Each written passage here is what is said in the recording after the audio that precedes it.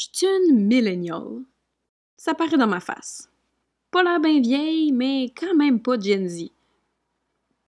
Les bons millennials font des choses prévisibles. Et à part être vaguement égocentrique, boire des cafés lattés trop compliqués et passer ma vie sur les réseaux sociaux, je fais aussi des voyages prévisibles de millennial. Genre aller en Gaspésie en mi-juillet. Louer un chalet avec des beaux couchers de soleil pour prendre des belles photos. Et le plus important, un chalet pas trop loin des Jardins de Métis pour qu'on puisse passer une journée absolument complète là-bas. Les Jardins de Métis se passent d'introduction, mais je vous le fais vite pareil. Ouverts au public depuis les années 60, les Jardins de Métis, ou Rifford Gardens en anglais, ont été élaborés par Elsie Rifford entre 1928 et 1958 sur un camp de pêche hérité de son oncle. L'endroit est séparé en une vingtaine de jardins thématiques sur un grand site de 18 hectares. Le jardin du ruisseau étant pour moi le plus épatant, allant pile poil avec ce que j'aime avec ses jeux de hauteur. Une horticultrice pionnière, Madame Rifford faisait pousser des plantes peu communes pour son temps, surtout dans un endroit comme à Sainte-Flavie. Des azalées, du pavot bleu. Les jardins sont encore largement gardés dans leur conception historique. Vous pourrez observer toutes ces plantes, même 60 ans après l'ouverture du jardin. Je m'attendais à faire des choses de millennial lors de ma visite des Jardins de Métis. Genre, me faire photographier dans des poses faussement candides, puis aussitôt mettre les photos sur les réseaux sociaux pour que mes proches sachent que non seulement j'aime ça les plantes, mais en plus je suis cute quand je regarde des plantes. Finalement, j'avais pas considéré dans l'équation que j'aurais pas accès à Internet pour mettre mes belles photos de moi pis des fleurs. Pas très millénial de ma part, hein? C'est correct, ça m'a permis de faire un peu d'introspection sur ma visite de ces magnifiques jardins. Qu'ai-je appris en déambulant entre les parterres de fleurs? Les plantes que je trouve moches ne sont simplement pas mises en valeur. C'est connu au point que c'est rendu un running gag avec mes voisins. J'ai aucun amour pour les hostas. Aucun.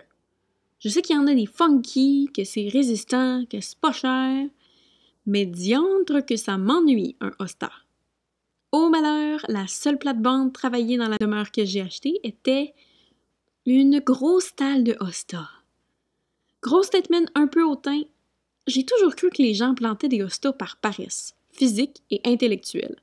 C'est pas d'entretien, puis c'est la seule estifite plante dont ils connaissent le nom. Quelle ne fut pas ma surprise lorsque, dès l'entrée au Jardin de Métis, j'ai pu voir une foule de hostas. Double surprise, j'y trouvais pas les pantoute.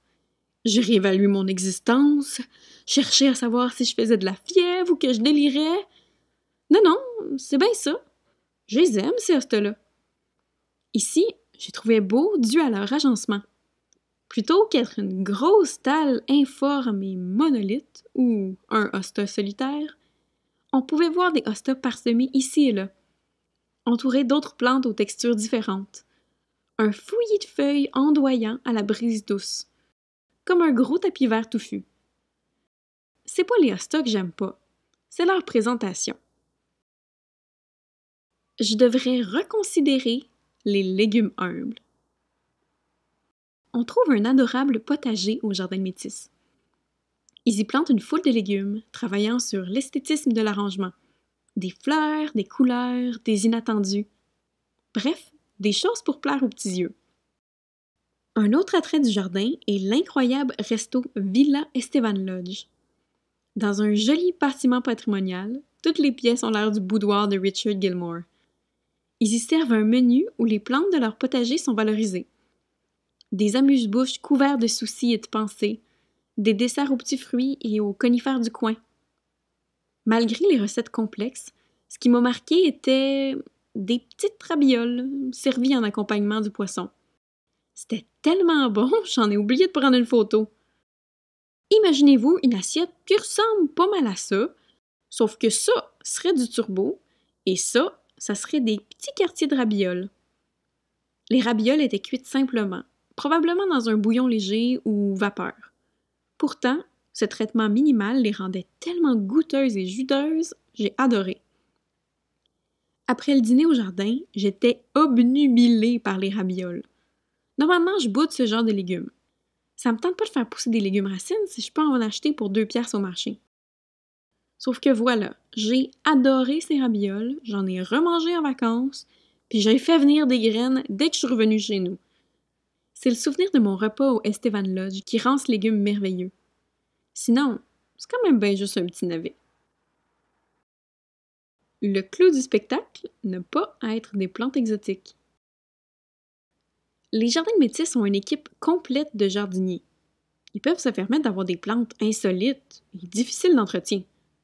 Pourtant, la grosse majorité des plantes au jardin sont remplies de choses bien ordinaires, pas chères à pépinière, là, que vous connaissez, que j'ai déjà à la maison. Même des plantes que 99% de la population s'entend pour dire que c'est des mauvaises herbes. Par exemple, il y avait un gros champ de prêle. Oui, du prêle. Encore une fois, j'ai omis de prendre une photo, mais le champ de prêle était similaire à ceci, puis il y avait une belle petite pancarte devant. Prêle des champs, Equisetum arvense. Le prêle était, semble-t-il, voulu. Rien de mieux pour glorifier une plante que tout le monde essaie d'éradiquer que d'y donner sa petite pancarte de musée. J'ai aussi demandé à mon copain ce qu'il avait préféré de sa visite. Sa réponse? Le thym. Le thym rampant.